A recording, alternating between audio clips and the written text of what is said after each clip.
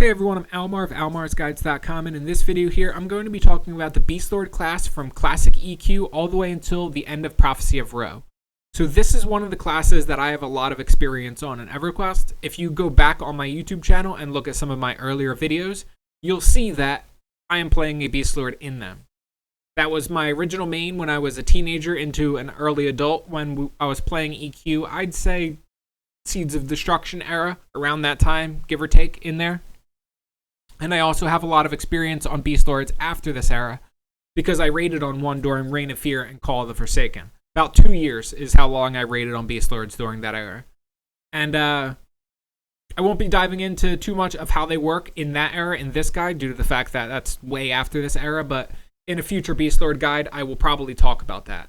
So, for those of you who don't really know much about Beastlords, you are half shaman, half monk, and you're going to come with a whole slew of shaman spells like slows, heals, and all of the buffs that shamans get. The HP buff that they get, Talisman I believe it's called, and also all of the stat buffs they get, agility, armor class, strength, dexterity. They buff all of your stats basically. So, as a Beastlord, due to the fact that you're half monk, most of your damage is going to come from melee attacks. I'd say the overwhelming majority of your damage is going to come from melee attacks, especially during this era of the game. So as a Beastlord, in order for you to do good DPS, that means you're going to have to be meleeing a mob. And this is a bit of an issue if you're going to solo. And this is why I would kind of dispute that Beastlords are a great solo class. They are great at soloing, however, you're going to need exceptionally good armor and weapons in order to solo properly on this class. And by exceptionally good, I mean basically raid armor. Group armor probably isn't going to cut it. Because you can only wear leather, which means you're going to need really good armor in order to take the hits that you need to take when soloing. Because when you're soloing, you are the main tank and your pet is the off tank. You can run away from the mob and heal yourself up and then run back in and let your pet tank some hits in the meantime. But as far as things go, you don't really want him to be the main tank. You want to be the main tank because you're better at it. And the only way you're going to be better at it is if you have the gear to be better at it. So, when it comes to raiding during this era, you're kind of a useless class. Your DPS isn't enough to get you into the top DPS, and really the only two spells you get that people want are Beast Crack and Savagery or Ferocity, depending on which era of the game you're in and what it's called. So, Beast Crack is the regen buff that you get that stacks with basically everything else. This is the main buff that most people know you for.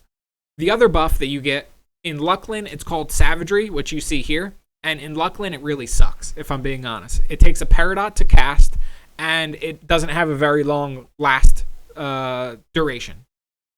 In Plains of Power, this changes a bit. It no longer requires a Peridot, and the duration increases a teeny tiny bit.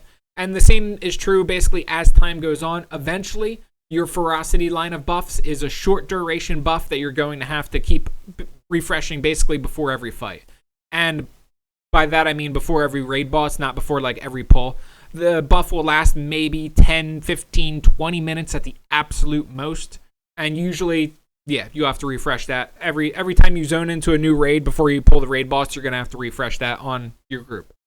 And any other groups that are asking you for it. So as I said here in this top bit, I have a lot of experience on Beastlords. I raided on one during Reign of Fear and Call of the Forsaken. So that's about 2 years of experience on them. So let's dive into the stats and focus items a bit for the Beastlords. Since you're added in Lucklin, you're basically going to have no issue maxing out all of your stats when you're first added into the game. So for doing melee damage, the stats you're going to want are Strength, Dexterity, and Attack. Attack is a secondary stat that you're going to want on your gear. It's not going to be on all pieces of gear. In the early eras, it's quite hard to find and rare. If I'd have to say, Spirit-Racked Cord, I believe, is one of the first items added into the game that comes with Attack on it. And also, during this early era, as of 2024, when I'm recording this, they added in Tower to early EQ. Tower gives you new gear at 45 and 55, and this gear comes with Attack. You can put Augs in it, and all of the Augs will have Attack on it, and that's where you'll get most of your attack from. Of course, you're also going to want Haste, not really a stat, kind of a secondary stat, but it is extremely important and will buff your melee DPS. So for survivability, you're going to want stamina, agility, and armor class. Those are the main three. If you're somebody who's going to solo on this class, you're gonna need those. That's pretty much a given. You're also going to want wisdom, mana, and mana regen. So since you're a caster, you're also going to want to be able to cast, obviously. Wisdom, mana, and mana regen will give you both more damage and more survivability depending on the situation that you're in. Because you can heal. You're half a shaman, so you are capable of healing yourself back to full if needed. You can also slow mobs, which will give you more survivability. And of course, all of the nukes and everything else that you come with, which is your DPS. But it's a little bit of both. So mana is definitely going to be important for you. So once Planes of Power is added into the game, you're going to start getting heroic stats on gear. As time goes on, you're going to get more and more and more heroic stats on your gear until literally every piece of gear will start to come with heroic stats. And basically, the devs of the game start to transition into that future era of Everquest where all of your power starts to come from heroic stats instead of normal stats. All of your normal stats will stay maxed out, and only occasionally you'll be able to raise them with some AAs or whatever it may be. I think when they raise the level cap, you can raise your stats a little bit too as you level up. But all in all, it's very easy to keep your stats maxed out, and all of your benefits eventually going to come from heroic stats. Heroic stats do come with soft caps. This means that after a certain point, heroic stats are going to give you a diminishing return. Therefore, it's typically best to spread your heroic stats out a bit when you start to get one very high. So, for example, early in the game, I'd recommend you get a lot of heroic dexterity and usually heroic stamina are the two that you want early on. Heroic dexterity is going to give you the most DPS benefit that you can possibly get, with heroic agility and stamina giving you the most survivability benefit, and then heroic wisdom being kind of the in-between of the two, giving you a little bit of each since you're a caster. I think early in the game, the stat cap for heroics, or the soft cap, is 100. I could be wrong. What you would want to do is, let me show you. I'll tab into Everquest right now. When you go to your stats, you click on the second tab of your your inventory, and you'll mouse over these. See these heroic mods? Mouse over these, and this will tell you what your soft caps are. So you can see damage shielding increases by 1 point per point of heroic strength up to 35. So 35 is when you hit the cap for these. However, accuracy 4 per point up to 150 heroic dex. Sorry, a little bit of a hiccup. So that tells me that 150 heroic dex is when I start hitting my cap on that, and there would be no real point in getting more heroic dex past that point. And it's the same for a lot of this. Pay attention to where it says that you will start hitting your caps, and that's where your soft caps are, basically. Everything past that is going to give you diminishing returns. So while we're still on the topic of heroic stats, if you would like to learn more about heroic stats, I encourage you to go to my Everquest Heroic Stats Guide, which you see on the screen right here. This will explain heroic stats in quite a bit more detail, and it will also give you additional sources that you can reference to see if I'm full of shit. For example, if you want to read Alakazam's heroic stats, Fanra's heroic stats explanation, or even the post that Roshan made on the forums back probably like 6 to 8 years ago now. He made that post when I was playing the game, though, and I use that as a reference for a lot of the information because that comes directly from the devs. So if you need extra information, it's all there. So let's move on to focus effects. So focuses are extremely important for you, and in this era of the game, you're going to have to go out of your way to get them. So in the early era of the game, like the first 3-4 expansions, right around until Planes of Power, some gear comes with focus effects on it. Other gear, I should just say some gear comes with focus effects on it, and it's all random. What slot it's in, what piece it's on, etc., that's really all random. That changes a lot in the future. Eventually, for example, haste, always on belts. Cleave, I believe cleave is always on arms or legs. Ferocity is always on, cleave and ferocity are either on arms and legs. One of them is on vice versa. and it's usually always like that. Improved spell damage, this will be on a whole bunch of different slots. There's like 5 different slots, and each one will give you different spell damage or a different type of elemental damage. I believe bracers. Actually, it changes per class, because I remember for Beastlord, 1 bracer is disease and 1 bracer is cold. And my wizard obviously is not like that. My wizard, everything's on the sleeves. All of the spell damage bonuses on the sleeves. So later on in the game, all of that starts to become consolidated and much easier. In Omens of War, almost all of these focuses are going to come from augmentations, and then you can put the augmentations in your gear, and then you can basically use the best in slot gear, and then just fill out the augs that you want for extra stats and for focus effects. So haste I have here because it's not really a focus effect, but it is extremely important. Cleave and ferocity, these are going to be the 2 most important focus effects for you increasing your melee DPS. They are very important. Improved spell damage, this is going to increase your spell damage, obviously. The damage of all of your ice nukes and basically everything else that you use. This one is also quite important for you, since some of your damage does come from spell damage. You're also going to want pet focus. So magicians, beastlords, and necromancers get pet focus. Foci is how I would describe it, I guess. We had to use focus twice. We had to think about that for a little bit. So typically pet focuses come on your ears. They're an earring only slot, although in the early era that does, like I said before, that swaps around a little bit. Although I will say that Tower does add pet earrings at level 45 and 55, I believe. So even in this early era, that's still true. The pet focus will be on ear if you're getting Tower gear. So spell haste. Spell haste is great because it's going to speed up your buffing, which means less time sitting there buffing, which Beastlords will have quite a bit of time. Since you have all of your shaman buffs, you're going to be buffing a lot. And also, spell haste is also going to improve your DPS because the faster you cast your spells, the less time you're waiting to swing your weapons, which means the more overall DPS you're going to get. So mana preservation, this is also important because you use mana. You want to use less mana with each cast. And then, of course, the last 3 are improved dodge, extended range, improved parry/block. So improved dodge and parry and block, they're basically going to give you a little bit of extra survivability, and extended range is just a little bit of extra range on your spells. So, important spells, skills, AAs, and disciplines. So like I talked about earlier with the Beastlord class, you're going to get a lesser version of most shaman buffs and debuffs. This does include spells like Spirit of the Wolf, which is obviously amazing. And you're also going to get haste spells, although your haste spells are going to be quite a bit worse than shaman, let's be honest.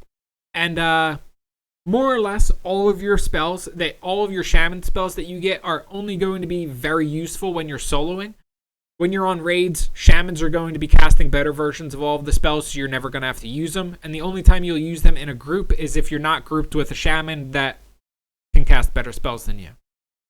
So those are the things you want to keep in mind. So as far as your damage over time spells, in this era, you don't really get very many of them that are great. Eventually, you will get a few damage over time spells that are either instant cast or 0.5 second cast. With spell haste and everything else, you get them down to like 0.3, 0.2. So they go off in a flash. And during that time, I would actually use them on my Beastlord. But other than that, especially during raids, you don't want to use your dots during raids. You don't want to take up a dot slot with your little shitter dot. That's unacceptable, and you'll piss off a lot of your raid members, especially your necromancers. So, when soloing or when grouping, dots are, they're okay, but you should stick to your nukes. Really, honestly, you should stick to your nukes. And I talk about in my guide here, and for a little bit, that you're really going to want to make some macros and extra spell sets when you're buffing with Beastlord. It's going to be extremely tedious for you to buff without macros and without spell sets. I do not recommend you do it. And at the bottom of my guide, I will link to how to make macros and how to make spell sets in case you need to learn additional things about that.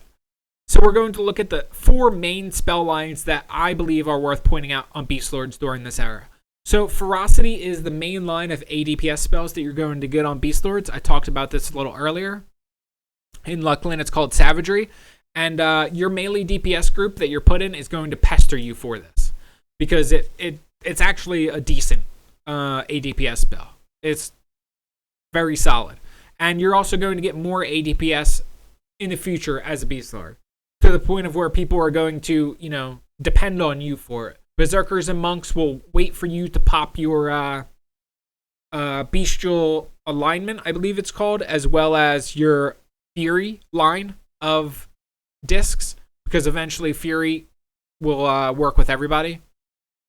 I'm pretty sure Ruabri's Fury, which is the Reign of Fear disc, was the one that the Berserkers always bugged me for. They wanted me to time that perfectly with their burns so they could get the most out of it. And we had one Berserker in the guild who, if I didn't pop it at just the right time, he shit a brick. I miss you, Kane Marco. You were a good Berserker, but boy, were you crazy. So we also have Spiritual Purity and Spiritual Dominion. They're the two line of spells that are known as Beast Crack.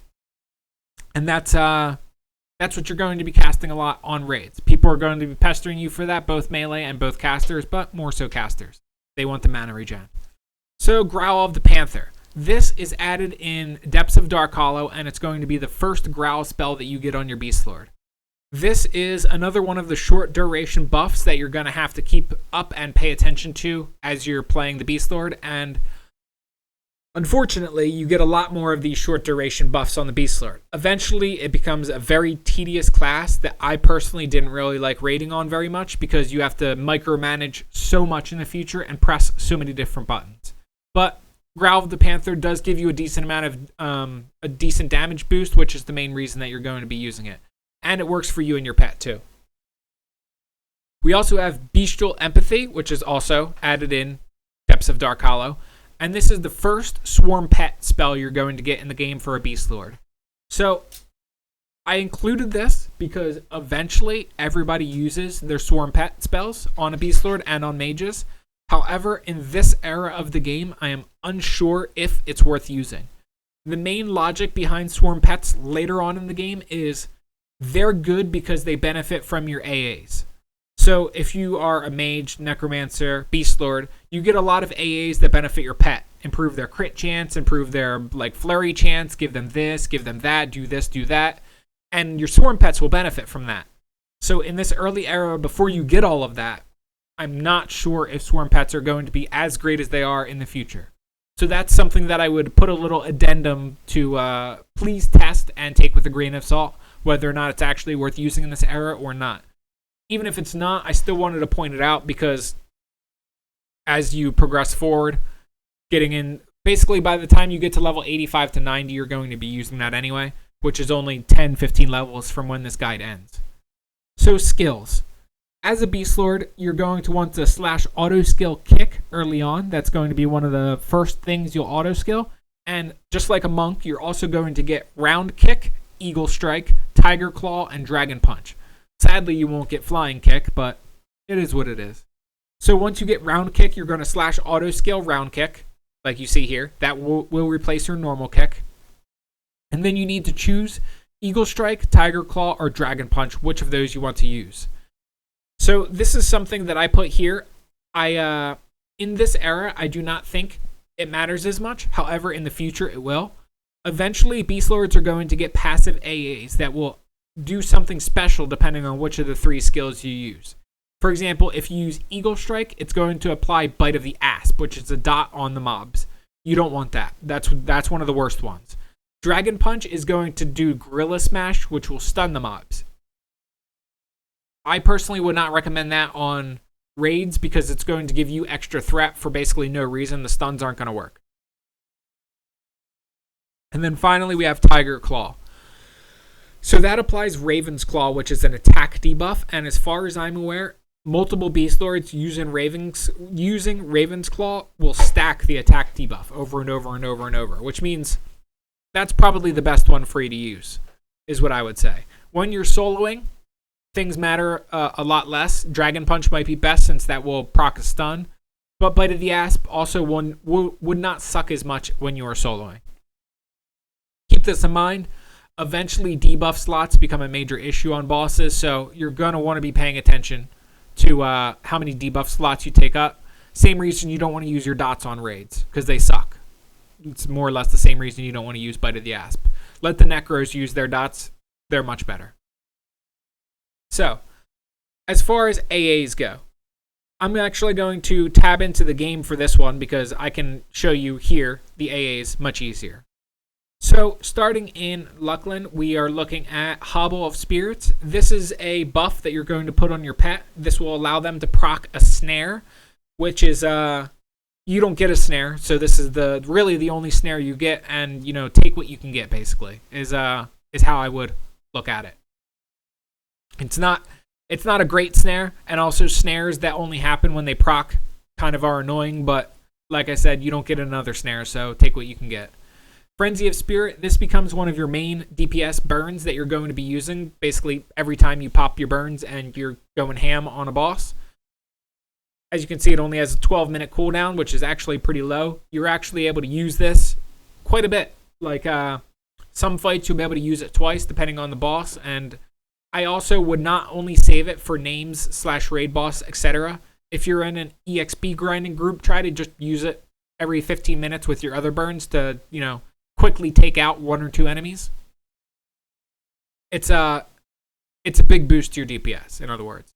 Paragon of Spirit. So this is another version of your Beast Crack that only lasts 40 seconds, and it gives you much more health and mana over that 40-second period.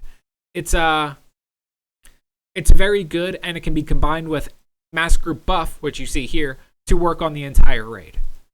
And then Men Companion, which is basically an AA clicky heal. And going back to Mass Group Buff, this works with any group buff that you have. So you can do Paragon of Spirit if you'd like, or you could do MGB Ferocity and then give your entire raid your Ferocity buff. Either would work, and either are great uses for MGB. So looking at Planes of Power, the only clicky added in this is Companion Suspension, which sucks for this entire era.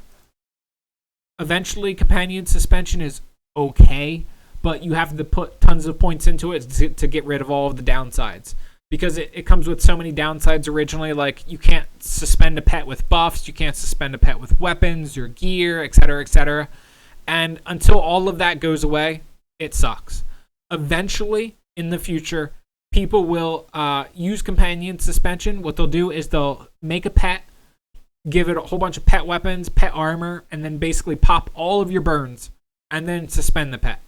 That way, when you summon the pet, he's completely ready to go, all of his burns are ready, and he's just basically ready to fuck something up.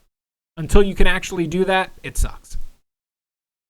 So, Bestial Alignment. This is one of your main burns that you're going to be getting in Gates of Discord. You'll be using this, more or less, every burn that you have. As you can see, it's amazing. It has a very long cooldown, though. 1 hour and 12 minutes. Eventually, as you put more and more AAs into it, that shortens it. So don't worry, but yeah, that is used during your main burn. So during Omens of War, you get Roar of Thunder, which is a 15-minute cooldown debuff that, I mean, it kind of sucks if we're being honest, but you can throw it on a raid boss and call it a day, or throw it on a named, which is really the two things that I would recommend using it for. I personally don't think it has too much value outside of that. So nothing added in Dragons of Norath, nothing added in Depths of Dark Hollow, and I don't think anything is added in Prophecy of Ro either. No. Let's just do a precursory check real fast. So you can see that eventually Seeds of Destruction starts to add a lot of the other burns. Also, Reign of Fear adds a few too. Frenzied Swipe becomes one of your main burns in the future. Also in here, I think Underfoot, yes, adds some burns that you'll be, actually, no, it doesn't. Where is Seeds of, here we go. Forceful Regen is important. You get a lot of clickies in the future, as you can see.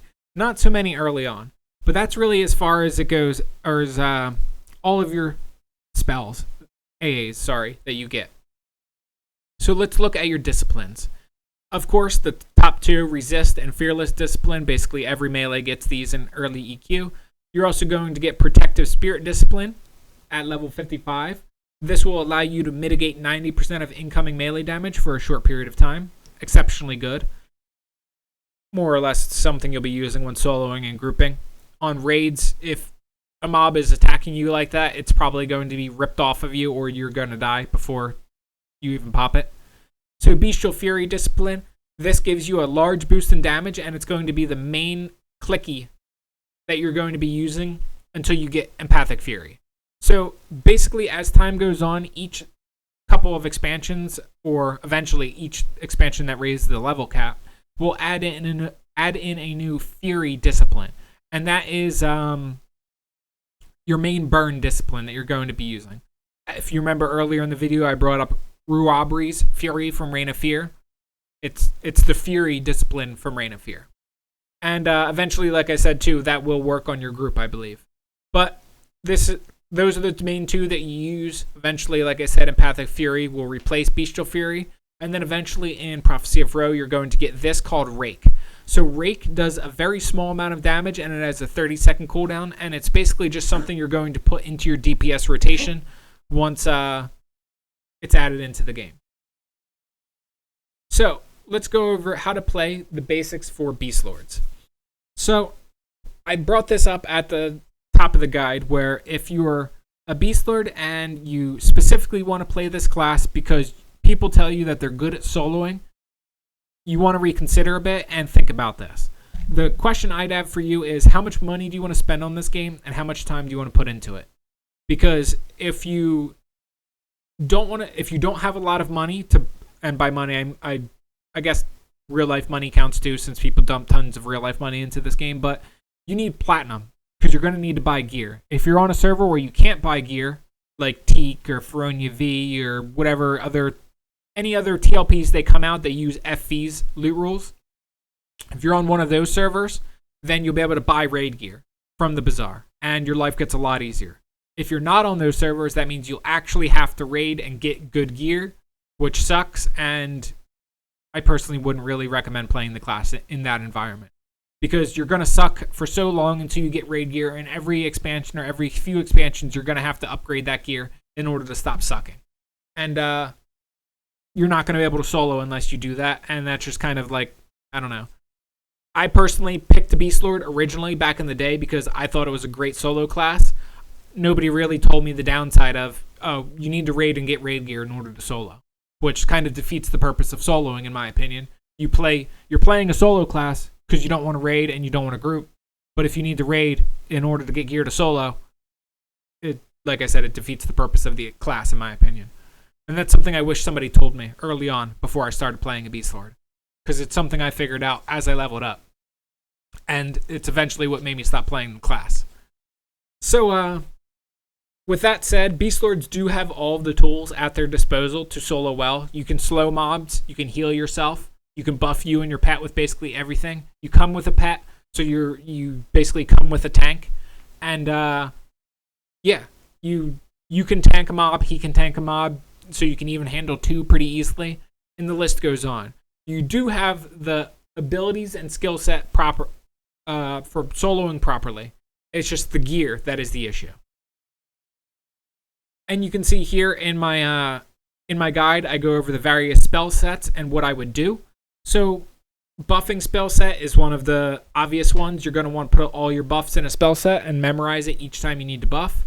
You're also going to want a spell set for your pet, which will be the pet summoning spell and all of the pet buffs. You come with there's quite a few pet buffs that you get in this era, and usually your pet summoning, your pet's spell lineup, it only needs to be like 4 spells, so you can keep the first 4 spells your combat spells, and then the bottom 4 your pet, or the top 4 buffs and the bottom 4 pet, just so you don't have to memorize an entire spell set when you need to summon and rebuff your pet, because that will usually occur more often than you rebuffing you and your pet in total. And then, of course, the last spell set you're going to want to use is your combat spell set, which will include all of the things you need in combat: heal, nukes, slow, haste, basically, the good stuff. So as far as grouping and raiding goes on a Beastlord, So grouping, like I said before, what you're going to usually want to do is you're going to want to have your top 3 ice nukes memorized at all times, and you're going to want to cycle them through, 1, 2, 3, 1, 2, 3, 1, 2, 3 every time they're up, as long as you have mana and your mana is good. That's more or less what you'll be doing. So when you are fighting a difficult mob, a named or a raid boss or something like that, you need to remember to use your cooldowns, which is what I show here, and I'm also going to explain this in a little bit more detail. So, as I talked about earlier in this guide, the overwhelming majority of your damage is going to come from melee damage, and that means more or less auto attack is where most of your damage is going to be coming from. And when you pop your cooldowns, it's going to buff your melee damage by a significant amount. Bestial Fury Discipline, Frenzy of Spirit, Bestial Alignment, all of these stack with each other and they buff your melee DPS. During this period of time, you don't want to cast spells. If you cast a spell, it's going to delay your melee attacks and it's going to cost you DPS. When you have all of your burns running, focus on just auto attack. That's it. If you have a ice nuke that is under 0.5 second cast, you can use that. But don't use any of your longer cast nukes. Don't use any of your longer cast spells. Focus on meleeing. And the reason for that is when you're casting, it will basically cue your melee attacks to go off after you're done casting. And that could cost you an entire rotation of melee attacks, which would be much more damage than whatever it is you're trying to cast. So that's something you want to keep in mind. And then, of course, I mentioned here to add Rake to your DPS rotation once it's added in Prophecy of Ra. And that's really all there is to it. That's really all I can think of saying for a Beastlord class, and more or less everything you would need to know. You can see in my more tips and tricks in the bottom here, I link to the macros guide and how to set that stuff up. I will also add more down here as it pops into my mind.